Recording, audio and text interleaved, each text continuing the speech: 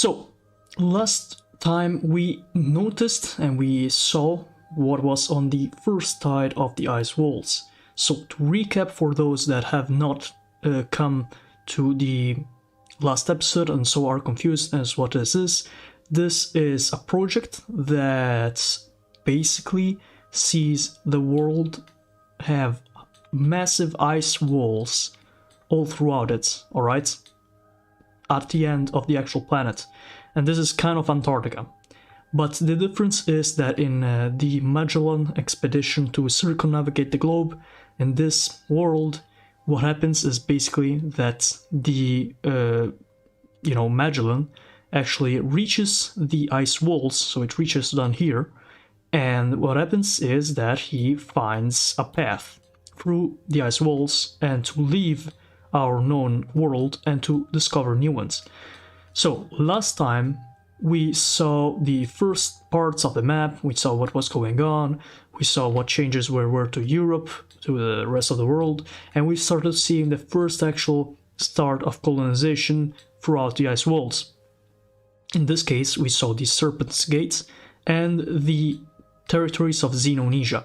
So first of all, big shoutouts to the creator for actually providing me and providing everybody with a definitely high quality version of the map. This is how it looked before, and this is how it looks now. As you can see, it's way more lookable, you can actually see names, it's way better. So let's just get rid of this and let's use this one instead. That said, we have a whole new continent to explore today. Today we will be looking at Atan, the first completely new continent that the powers of the known world discovered when they went throughout the gates of the ice walls. So last time we saw the Serpent's Gate, today we will be looking at the Tiger's Gate, then we will be looking at the lore for Atan, which is the continent, and then we will be looking at the singular states that the colonial powers of the world have propped out in Atan itself. Okay, so that said, remember this is a very funky timeline. I recommend getting something to eat because these lives do actually take a lot to, do the thing. And a lot of people actually asked me to continue this project, so I am going to continue it. And yeah, it's pretty interesting, honestly. Once again, big props to the creator for, just doing all of this. So yeah, this is the entire map of the world, and this is what we will be looking at now. Also, interesting fact, you see this fella here, this guy here? Yeah, I thought he was like some random person. No, it actually is Napoleon's son. So in this timeline, France actually, does well in the French Revolution, that is why they have all this land. And interestingly enough, the son of Napoleon becomes like a divine emperor or something. So here he is, just chilling, I guess. And that's why France is one of the major colonial powers throughout the Second Ring and above the, out of the ice walls. Anyways, let's just start with explanation. Let's go to the second gate, the Tiger's Gate. A hilly and mountainous region with many hot springs and active volcanoes, the Tiger's Gate is named for its dominant terrestrial predator, the tigre de glaciar. These large cat-like sparasaurons possess stealth, speed and strength that makes them a dangerous predator for even modern humans. Among their formidable abilities is being able to fully bury themselves in ice in a matter of seconds, leap off water with the momentum of a skip's stone, and a strong resistance to firearms, so seems like they're pretty defensive.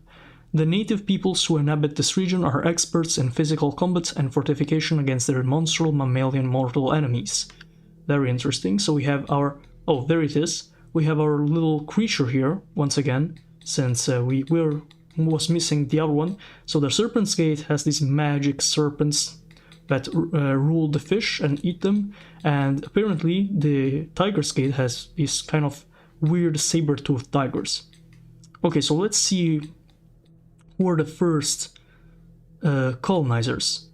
Okay, Rapa Nuian expeditionary bases. More so than its isolation, ferocious fauna, tenacious natives, pirate-infested waters. What really makes colonial powers wary of entering the Tiger's Gate is the presence of the mysterious Rapa Nuian Empire, whose cunning tactics, supernatural abilities, and universal hostility makes them much of the Western Pacific a nightmare to traverse.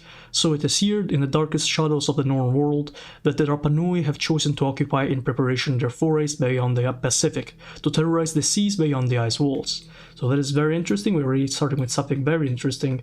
Rapa Nui, in case people don't know, is Easter Island, you know, the one with the funny heads. And in this world, they actually built a Polynesian empire. As you can see here, all these lands are governed by the Rapa Nuians, and they were the first to actually come to the ice walls. So that's why they have colonies here. Now let's see the next thing. We have the, oh my god, you know what, you're just gonna see the natives first before we actually get to the colonies. Tigerian tribes, or Tigerian. Centuries of persistence against a harsh climate, deadly predators, and Polynesian pirates have forged a people renowned for their thoughtfulness, resilience, and prowess. It would be the fate that has rewarded the Tigerians for their tenacity, with their homelands largely overlooked by colonial empires for the time being, giving time to them for the opportunity to adjust to foreign plagues, learn the ways of modernized invaders, and prepare for threats that loom on the horizon. So this is already very interesting. So apparently in this gate of the ice walls we do have native people, which is different from the Serpent's Gate, which was uninhabited.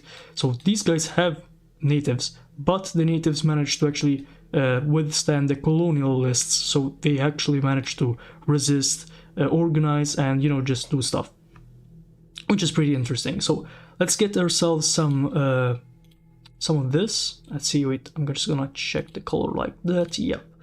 And let's actually trace a line for the colonialism of the Rapa Nuians into these colonies right here. So these are all the colonies of the Rapa Nuians, and the red ones are the natives. So I think that is pretty important to recognize. Then we have the Tigreño Republiquetes, a sparse population of settlers from the Spain's New World territories have given rise to a series of burgeoning nations emerging from the collapse of the Spanish Empire.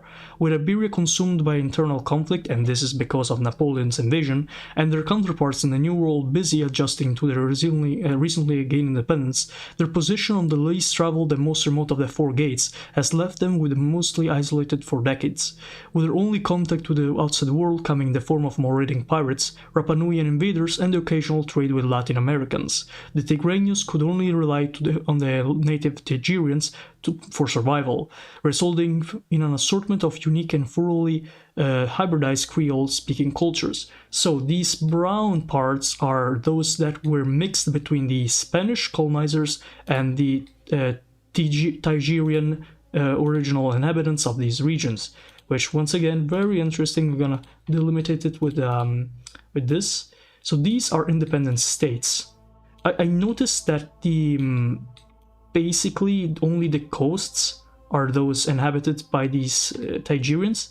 I mean the Tigreños, while instead the red parts are inhabited mostly by the native inhabitants that were not mixed with the Spanish. So we can see some pixel art here that resembles what happened. We have 53 Amerind, 40% Tigran, and 30% Mapuche here. You can see some ancestry and Northwest Eurasian or Spanish ancestry here for the inhabitants of the Tigreño Republicans, the republics of Tigreño. Alcohol is one of the main imports of the Tigreño states. They detest pirates and will never give safe haven to the people they know to be pirates. They are invariably hostile to the people from Vridzane, Quill. Protestants, specifically Dutchmen, are seen with suspicion because of it. So we have some cultural traits here. I'm not going to read these all, but it's pretty interesting that these people have created their own mixed culture. We also have flags for the Tigreño Republicas. I am only unhappy that they did not make like specific borders, so we don't really know where one ends and where one starts, but we have the republics of Chinflas, La Cruz, Palermo, Tula, Tigreria, and San Onofre.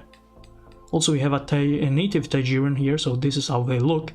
brandishing an obsidian blade and probably displaying his many scars earned over the course of his hunt. It is a common custom for warriors to cut a mark into their skin to commemorate each successful kill, while scars gained in battle are tattooed with red or black ink, as you can see on the pixel art, which can I say are really very very nice, honestly. You can see the artists that made this are very passionate about the project. So we have one more entity here to talk about, and this is the Vridze. Oh, is this what we were talking about earlier? Yeah, Vridze Quill. So these maybe Protestants? Okay, let's see. The Vridze Quill.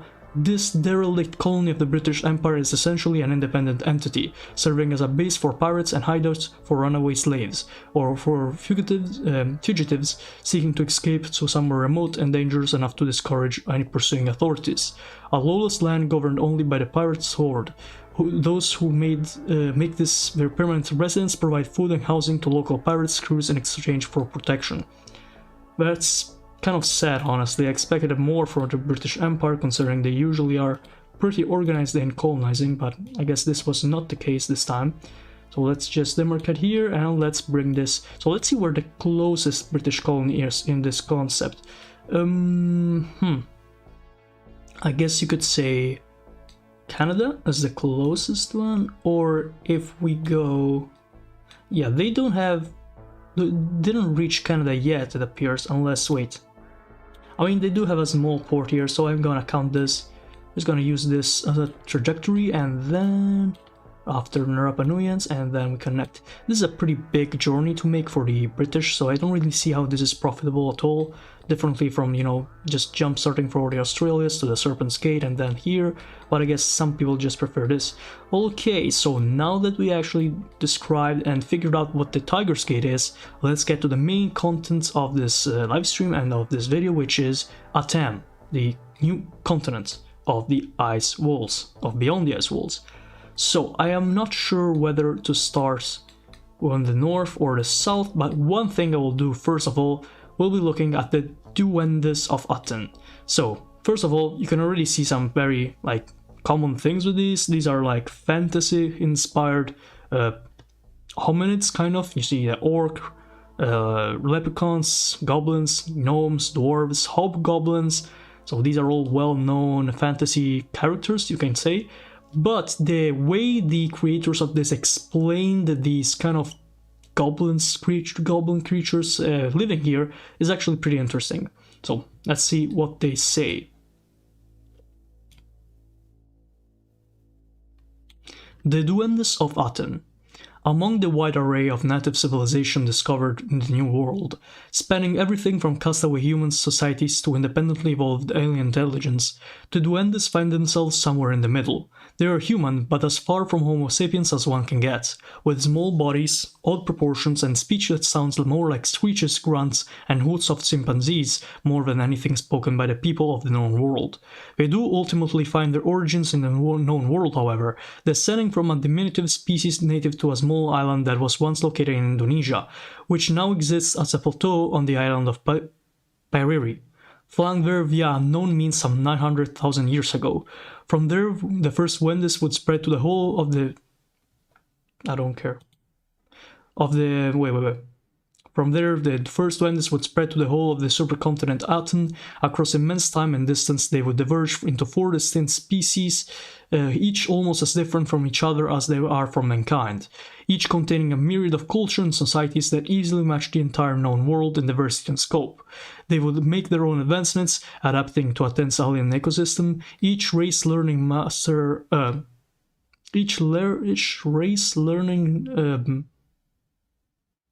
further. Alright.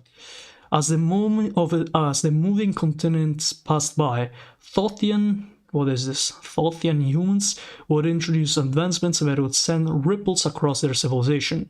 This will later be repeated with waves of Homo sapiens incursions from Xenonesia, which is the one we looked at the last video, giving rise to the semi-duendes civilizations that would blur the lines between the race on their own.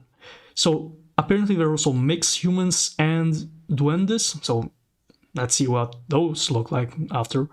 Now the story of the Duendes reaches its most pivotal chapter, as the age of exploration has brought diseases, modernity, and empires of the old world crashing into that of the Duendes. For some of the Duendes societies, it has brought total annihilation, collapse, enslavement, or subjugation at the end of the New World Order.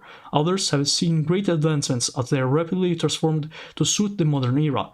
Many regions have not yet come to face with empires looming over the horizons. Overall, the scattered fates of the Duendes kind are still to be decided as their scramble for the new world continues. So as we can see, we have 6 types of Duendes. Also, once again, this part here about the island in Indonesia is actually very, very interesting, because in case you don't know, there was this hominid called, and this is a real thing, this is not a alternate history or in fantasy, this is a real thing that happened in the very, very, very ancient times, so we're talking before history, prehistory. There was this type of hominid, it was called Homo denisovan, and lived, I believe, in an island called Flores, or something like this, or Homo florensis. It was like a particular kind of Homo denisovan, which was almost like a hobbit. You are like very, very small, extremely, somewhere here, by the way, that's the island in Indonesia, and it was so small they actually thought it was like just deformed. But then they discovered more skeletons akin to it, so they just came to the conclusion that it was his own thing, his own kind of race of hominid. So basically, the divergent points here are that these, and I know this is of course an exaggeration, but that these Denisovan Florensis men basically magically transported themselves to the continent beyond the ice walls and diverged through the hundreds of thousands of years into 6 different types of races. And I'm gonna put races in brackets because, of course, I mean, these are not really races, they're more like fantasy things, but you know what I mean. So we have the orc brownies. I'm not even, it's brown and it's an orc, all right, and it's also 150 centimeters high. We have the leprechauns, which look like I'm just gonna ignore this. What's important about this? Nothing too much, I guess. You guys can read this, by the way. You're just gonna pause and read this if you want. Same thing goes for the goblins. I think the goblins were the evil ones. Maybe, let me check. So average height 110 centimeters. So they're slightly like taller than the leprechauns, but they are smaller than the orc brownies. Water homelands consist of the tropical forests of southeastern Atan and the Kaipuke archipelago. Great numbers of goblins have been found in coastal settlements all around the continent, thanks to their unique affinity for sailing, a practice which has long been forgotten by the other 3 races. 3? Alright, thought there were more, but whatever. Being the only sailors among the Duendes has allowed many goblins to venture out from their homelands and terrorize the seas all around the supercontinent, even occasionally raiding as far south as Xenonesia. While they're known far and wide as pirate marauders, a large portion of goblin kind are inland rainforest dwellers, with entirely separate cultures and ways of life from their seafaring counterparts. These people of the forests make their homes with canopy, spending as much time as climbing between branches as they do walking to solid earth. So just like Amazon goblins, something like that, kind of. It's a stretch, but we have the gnomes here, which are pretty cute. Let's see, so average height of 100, so still a middle between leprechauns and goblins, still a bit higher than the leprechauns, a bit taller than the leprechauns, and a bit smaller than the goblins. Gnomes are native to their temperate lands of northern Atan, with a preference for rugged mountainous terrain.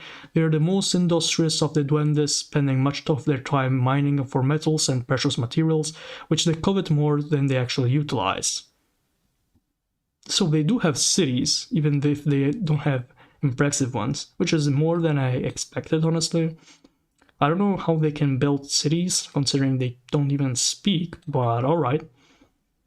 Despite a history of frequent conflicts with incursions among goblin pirates, orcs, trap tribes, and Xenonesian invaders, the rising dwarf civilization, and now modern colonizers, the gnomes are remarkably welcoming to the outsiders, which is very interesting. and open-minded to the new technologies of ways of life. This flexibility, combined with their with their innate ingenuity, has allowed their societies and nations to rapidly adapt in response to great changes of the old world imperialism that has been brought to the continent. Alright, so the gnomes are interesting. I don't know where they are on the map. I don't think... Oh, wait.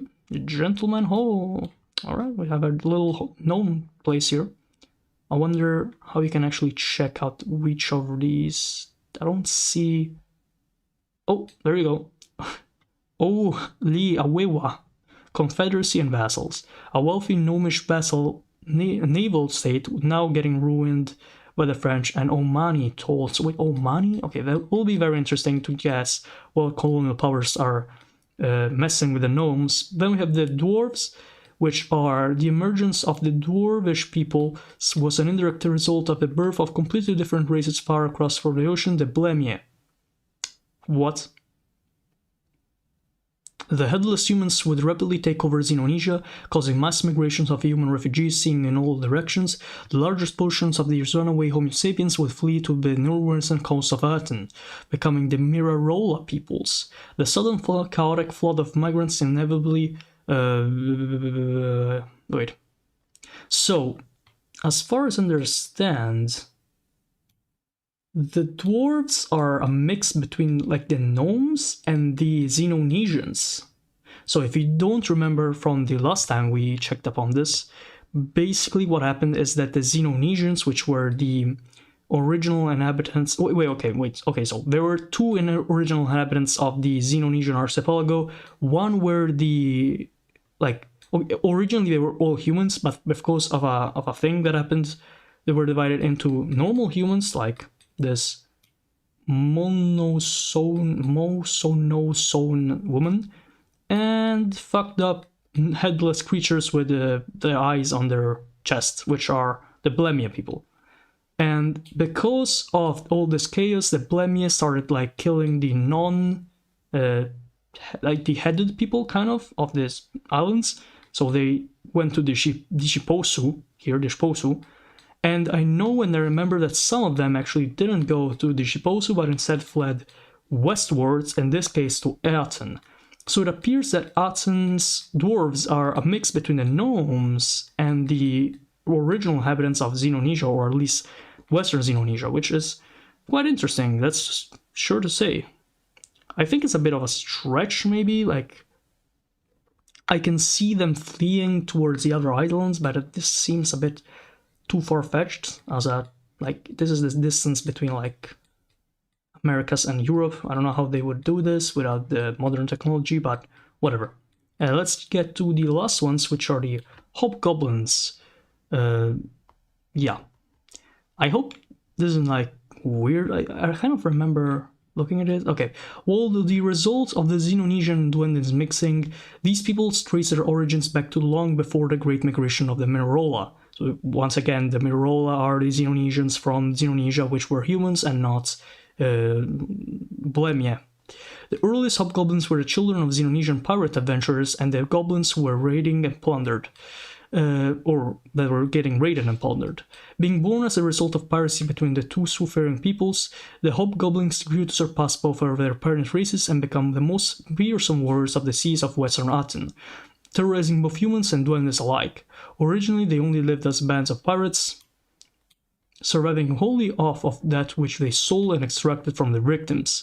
The most successful warlords would find themselves with much loot, but they could not carry it with them on their journeys, and so would have been dropping their stockpile on remote locations, to be drawn upon in times of scarcity. However, as the warlords became turning on each other, and the local goblins would begin stealing from their stockpiles, it became necessary to establish a permanent settlements to guard their resources. These treasure towns would become the refuges for their hobgoblins, growing into centers of trade and absorbing nearby goblin villages to become self-sustaining settlements. Thus, the hobgoblins went from a phenomena created and sustained by piracy to permanently ingraining themselves into the tapestry of civilization that covers the orchestral continents, which is the demonym for the continent of Atan. So these are the 6 kind of races, 6 peoples that live in this continent of Atan. Okay, so already you can see this is way more like fantastical and imaginary, but the interesting, at least for me, part becomes when the actual real world colonial powers meet with these fantastical beings. So first of all, we have one land that I avoided last time because I wanted to put it in this video, which is Thule.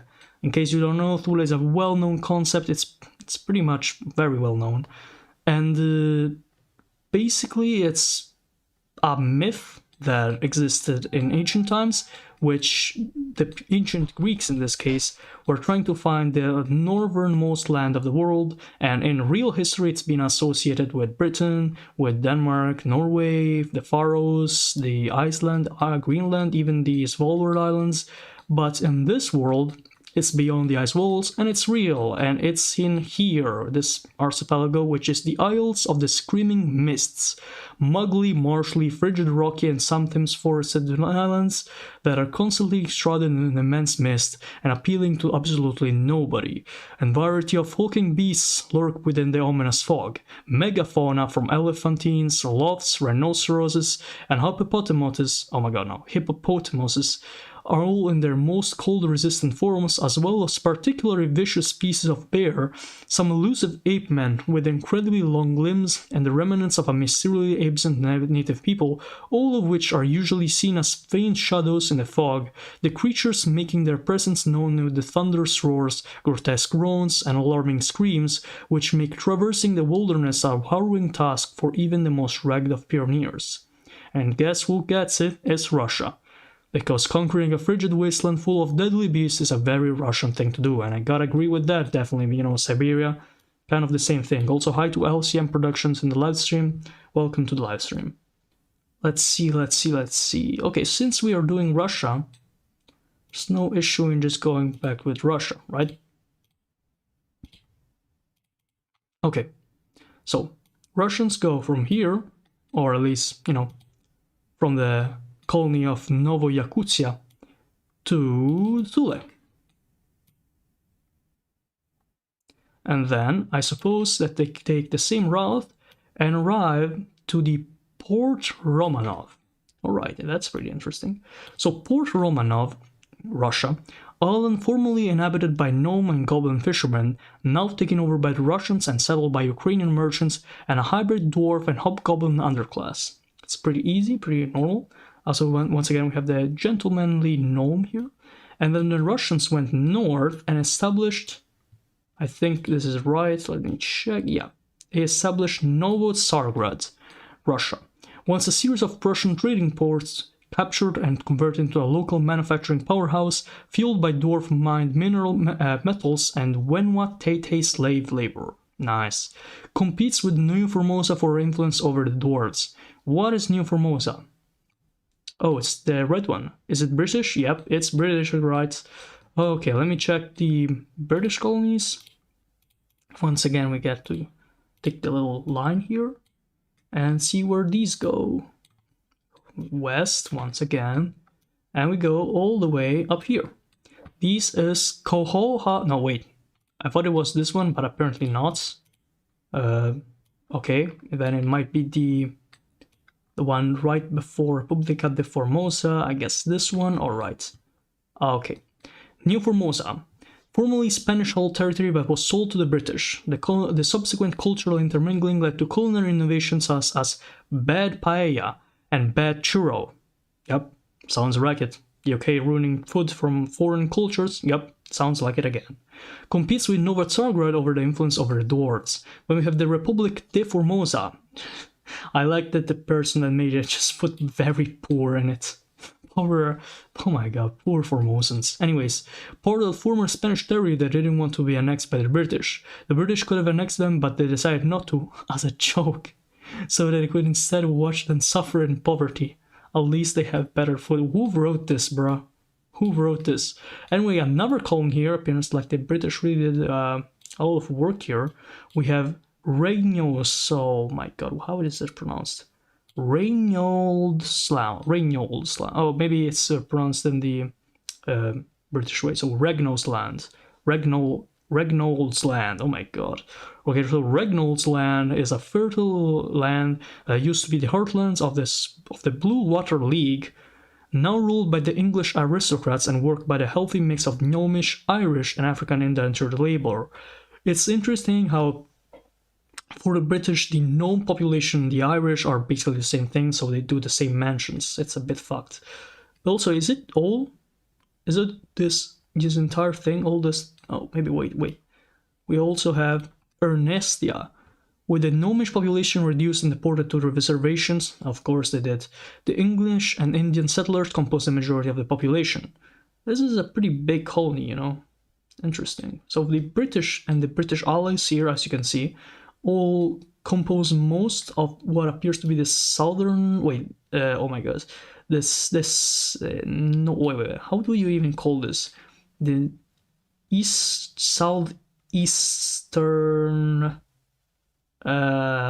southeastern coast, I believe so. Anyways, you have the Blue Water League and allies, remnants of an old alliance of gnomish and dwarfish city-states that saw much of their mainland territory be taken over by the British. Currently, they're building alliances with other states in an attempt to push the invaders out. You'll be having a lot of difficulties with that, I suppose. We have the Kohat dynasty, Northern Wenhua Tete Empire.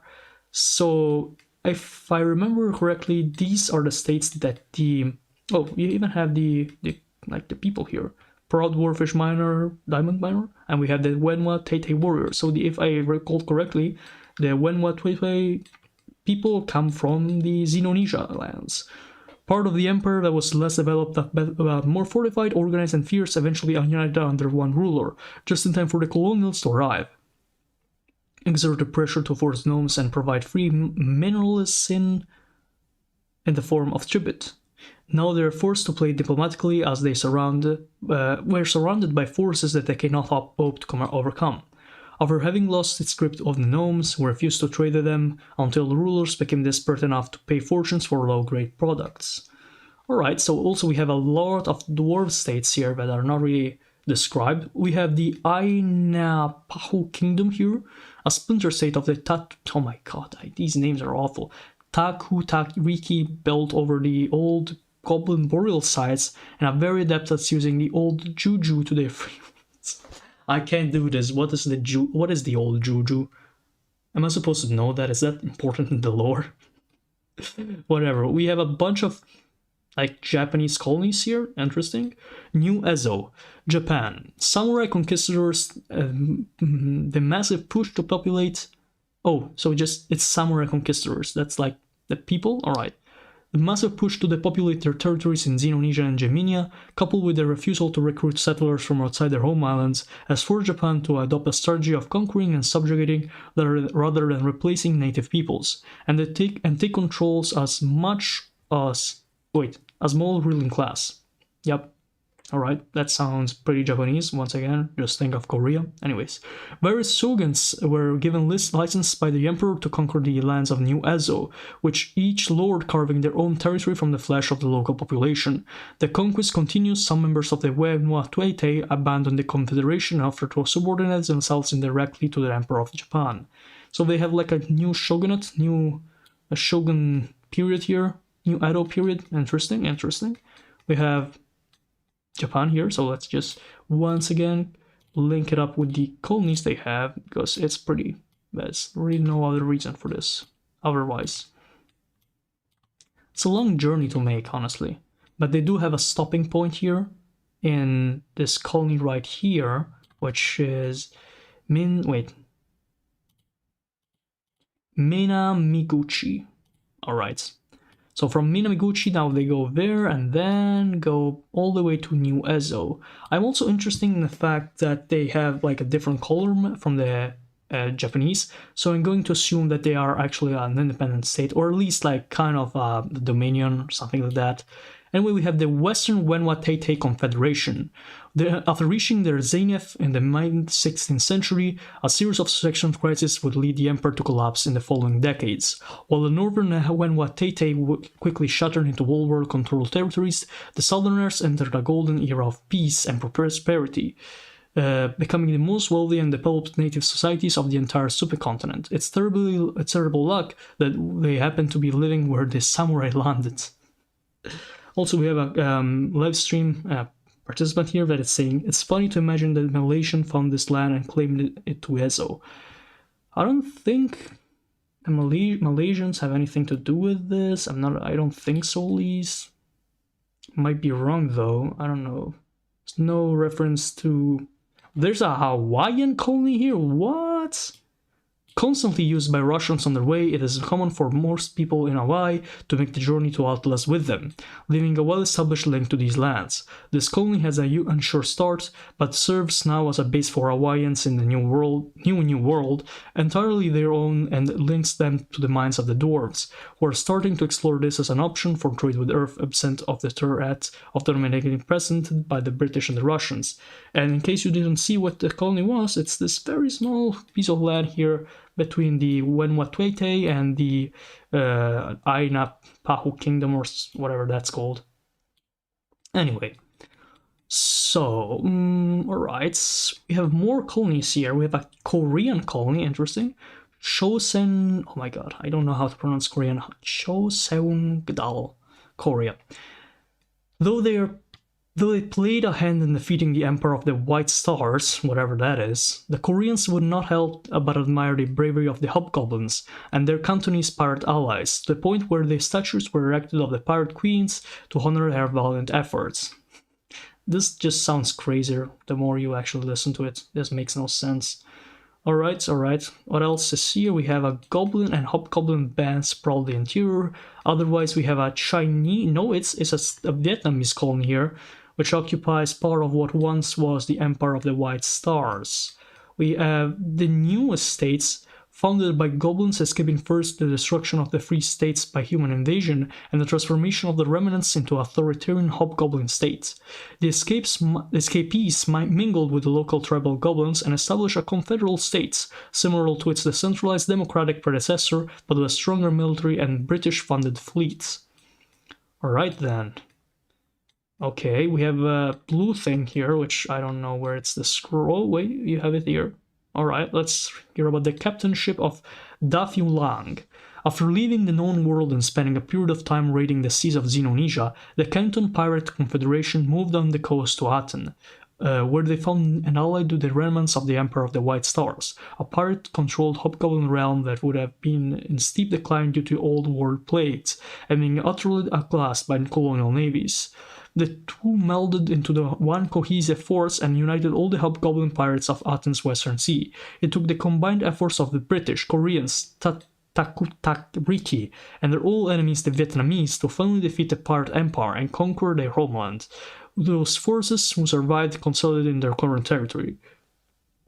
So this is like the remnants of the White Star Empire, which was this thing. I'm going to a so-called White Star Empire. Probably, maybe, yep, could be. Formerly a Prussian breakaway Germans, breakaway what? You gotta put at least a subject there. Formerly a Prussian breakaway state, whatever. Germans now outnumbered by Welshmen. So it's like this world's Patagonia, I guess. I mean, not really, but you know, you get the reference. So we saw the northern coast, which was pretty big. Oh my god, what is this? I didn't even notice this. EOE, oh my god, bro. Why are these names so difficult? Who made this? I mean, I get it. It's because they don't really talk, but they make grunts and noises. But still, though, you gotta understand, from a human point of view, get this, and I would need to actually pronounce this. No way, man. The EOA Kai Ka. Is that right? I hope so. The influx of new diseases from the Earthling explorers were especially devastating to the once densely populated settled brownie and irrigation societies of the Akshi Desert, pushing them all to collapse or to the brink of it. The head of the powerful nomadic clan, the great clan of... Oh wait, the great Aek... Oh my god, bro, why? Ae... Kap... P... P...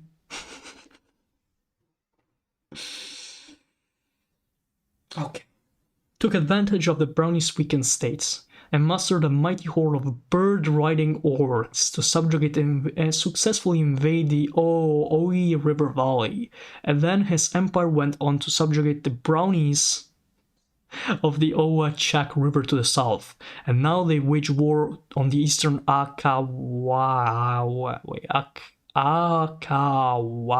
River Valley peoples and the nomadic clans which oppose them, to unite to the desert under their rule. Okay, you know what? This is it. This is how it ends. Insert Mike Ehrmantraut gif. I'm not going to read anything that is so hard to pronounce. I refuse to kill my tongue and my throat to pronounce. Oh wait, what is Alpsat? This likes. I like this. I like the name. I think I made something called like this once. Albstadt.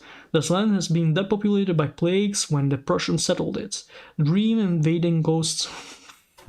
Why? I just want to read alternative. What is this? Dream invading ghosts are a big issue, but the lands are fertile, so it's okay. Yeah, sure. Let me just get like a little Saigon ghosts here. Whatever. Also, this like desert empire or whatever it's called is big, like very big. I didn't even notice how big it was before. Also, these are the famously brownie women riding a large flightless bird. This looks like a dodo that went through cancer. The reinforced bamboo whip she carries is a surprisingly effective weapon. All of this is pain. Alright, so what else is here? Kamats and successor states. Oh my god. It's so good, but it's so bad at this. I mean, no, it's not bad. It's so good, but it's so wild. A neo-pagan cult gained popularity in Egypt after the Year of the Black Moon. Facing persecution, many took to the seas as pirates as they got wiped out back home. In the 17th century, one specific pirate fleet, containing the last practitioners of the cult, as it turned out, found themselves south of Antarctica after a series of very bad decisions. Settling in Atan, they established a vast empire of goblins and hobgoblins that worshipped the old Egyptian gods in a manner similar to Akhenaten. It is in fact thanks to them that the supercontinent's name is Aten. That is amazing. I wish I could have read this before. This is great. That is actually fantastic. Also, I just noticed, is this like in the third ring? Since it 1, 2, 3? Is this in the red outline? Maybe? I don't know. Whatever. Also, yeah, it does sound like the Maurya Empire. Anyways, the Heaven of Confessors. A rogue group of Anabda. Oh my god, I hate this name. I know it's just a religious nomenclature, but what the fuck? A rogue group of Anabaptists have fled to faraway land in order to escape the decadent hedonism of Europe, now teaching local brownies how to live in a humbly godly manner. I'm speechless. Anyways, western coast, like it appears like we've done most of the things. We have a Foizeng Sea Empire. As they fled Atan following the defeat of the Empire of the White Stars, a few Cantonese pirates' ships went rogue and conquered the seafaring goblin states of the Kaipuke archipelago.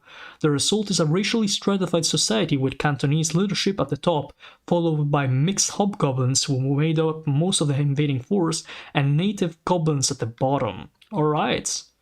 A hobgoblin woman. Hear me out. Not necessarily a warrior, they all like just carry clubs.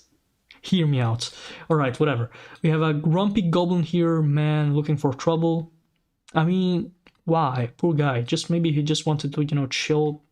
You had to be racist. Why did you have to be racist? Anyway, we have the Spirit Friend Council and Vassals. You know what? I'm just gonna be skipping this. I refuse. A leprechaun man and his beloved giant rat. Wow. I mean, this is a bit cute. Look at the rat man. Okay, so we're reaching the southern end. We have Sao Joao, low native populations and early arrival, self-sufficiently and completely disregard for goblin life. It's not like they're people, am I right? Led to a Portuguese settler colony with a large population and currently expanding outwards. Interesting. So we have a Portuguese here and Atan. Then we have Smithsport in the UK, created after an expedition to destroy the pirates having of yo. Oh my god, the British now employ goblin coursers to harass the French and other hostile fleets to the region, enriching themselves through those illicit means. Nothing out of the ordinary. Anyway, there's a lot of lore here, Jesus Christ. Okay, let's get to the Alabar. You know what, let's just do like this. From south to north, opposite of what it usually is. Gran Retaguardia, another former Spanish colony, its founding intended as a regarded to much greater expedition into the interior of the continent, which failed catastrophically, hence the name. Yeah, Retaguardia just means like behind the guard, to guard behind. Primarily settled by mestizos and Native Americans from New Spain, and natives from New Spain. Yeah, so Native Americans, yeah. And Nahuatl is spoken as much as Spanish, sometimes in the same sentences. That is very interesting. I wish something like that existed IRL. I guess in Mexico it does exist, but it's complicated. Kanya. I want to make a Kanye West joke. I will refuse to make it. Farhouse, theoretically a Burmese and by extension Gola colony, in reality the venture of an eccentric Austrian individual, Capuzzotto. Oh, this is a Venetian colony. Are like cockroaches, but with cannons. Thanks. As a descendant of Venetians, this is a very bad joke. Akeum and vassals. Once a gnomish city-state, now a goblin-ruled den of scum and villainy. Alright. League of the Northern Blue, a loose confederacy of gnome city-states and petty kingdoms, managed to keep the French at bay for now. Terre de Tumulus, France. The one thing left of the gnomes who lived here before the French are the burrows that house their dead. Jesus Christ. We have a lot of states here. We have New Zanzibar. Oh man, I don't see it. Oh, it's here. Okay, I want to see what this is. The Omanis are much more subservient to the French in this colony than anywhere else. A good mix of Arab and Swahili settlers, not all from Zanzibar, but it does produce a similar feel. Alright, we have Cote Rouge, I think. Their struggle for independence took place only in the room of law, French law, where they did lose, but the French were impressed by how well they had grasped their legal codes, and the gnomish lawyers of Cote Rouge are now wanted across Atan by those operating under the laws of the new overlords. In return for the lack of violence during the takeover and because of their skill in making an argument, the gnomes here are treated relatively well by the French. That's interesting. I don't know which of these it is, though. It's one, so it's this thing. Then we have Port Bretagne, which is, it's like a Catholic area, kind of inspired by Brittany.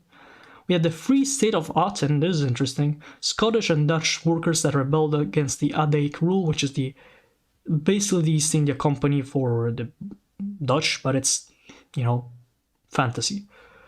Their constitution is heavily based on the constitution of the USA. That's pretty interesting.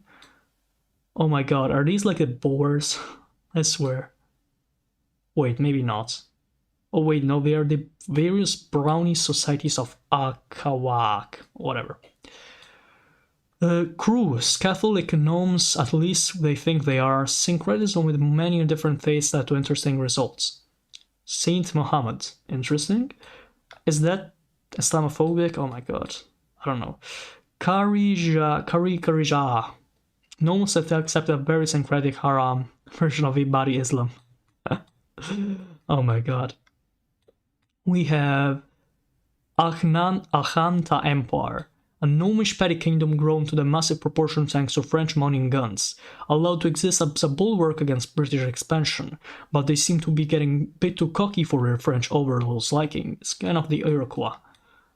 A brown mountain kingdom of marshes, not really a description, and we have the Adaichiuk. Oh my god. Adaik operated fishing and mining colony. It's not slavery if they're 4 feet tall. Oh my god, these are so good. So bad though. What's up, Arash? Welcome to the stream. Ardal Barida, former French colony composed mainly of Senegalese laborers, rebelled with British support. Oh, that's nice. So we have a native African state here. Also, we finally finished all of this. We're just missing the lands in the south, I think. Yeah. Alright. Let's check. Ekio. Is that how you pronounce it? I don't know. Remnants of the old Goblin Bar realm in what now is the British colony of Smithsport.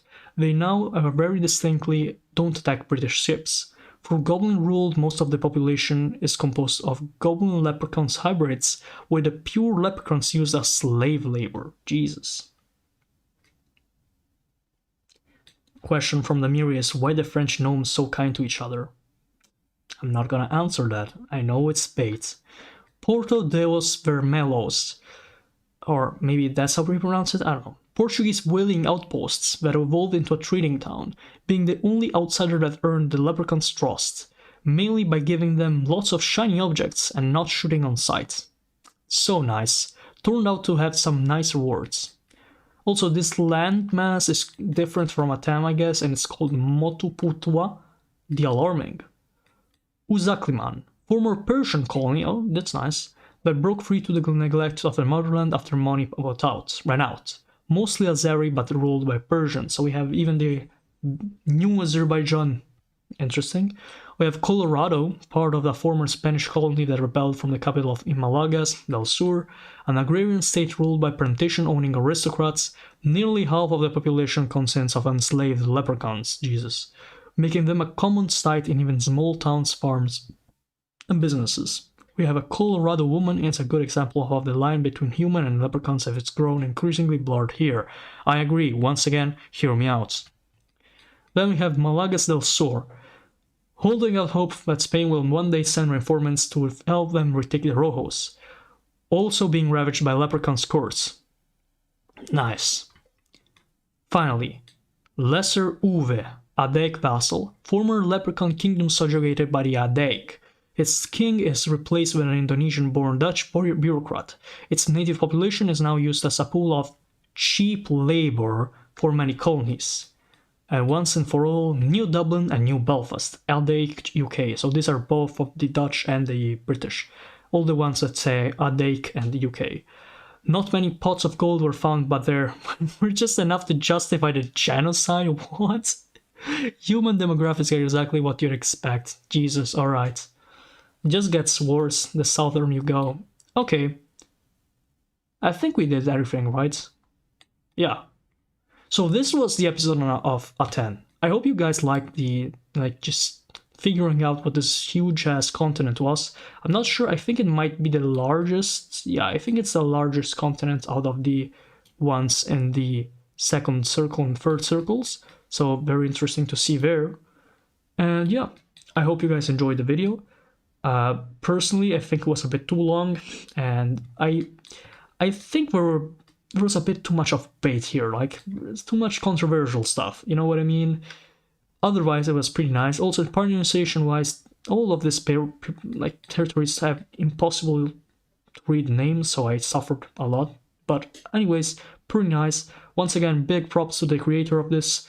I'm going to keep making episodes on these, as long as you guys support the channel, and as long as you ask me to make videos on these. Just tell me in the comments. Last time there were a bunch of people, so I'm gonna continue it if you guys like it. Otherwise I won't, since it is pretty hard to make, and it is interesting though, so let me check. Alright, yeah, this will be it for today. Let's see each other in the next episode. Also, my voice is running out and I'm hurt. Goodbye.